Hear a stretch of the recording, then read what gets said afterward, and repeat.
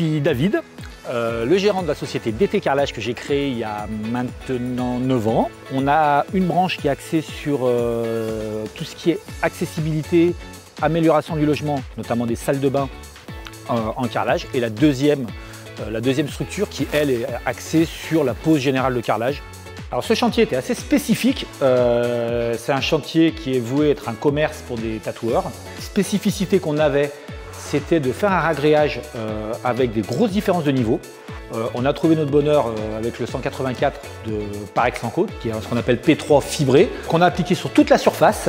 Et ensuite, on a travaillé avec une colle fluide, qui est la Prolidal Max. Moi, j'ai préparé mes 7 litres d'eau, et puis je vais les mettre dans mon seau.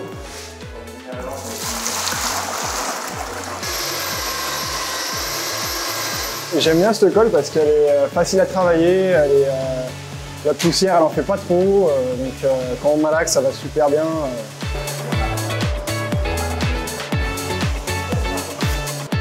Le choix de la colle fluide, c'est par rapport au fait d'avoir un sol qui est nickel. On travaille sur du petit format, ça permet de faire des plus grandes surfaces d'un coup. Et ça évite de faire un double encollage sur les carreaux, donc on travaille plus rapidement, le réglage se fait plus facilement aussi. Alors, surtout avec les températures qu'il fait en ce moment, on avance plus vite, quoi. En consistance fluide, le but il n'est pas de régler tes carreaux, il est de les coller et de créer une adhérence entre ton support et ton carreau. C'est une colle qu'on affectionne, moi j'affectionne particulièrement parce qu'elle a double consistance. Elle peut être ou à consistance normale ou fluide.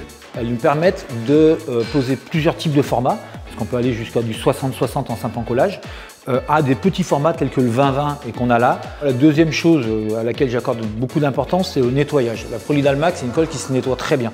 C'est-à-dire que quand il suffit qu'elle ait un petit peu de débordement de colle dans les joints, un petit coup d'éponge, on n'a plus rien et c'est propre. Et ensuite tu jointes et tu fais l'oreille du chantier.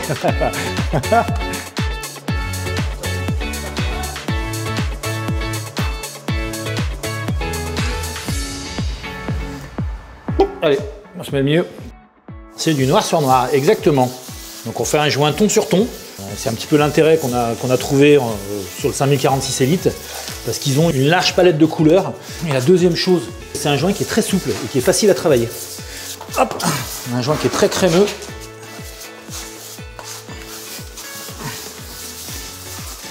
Donc ensuite, on va le laisser sécher un tout petit peu.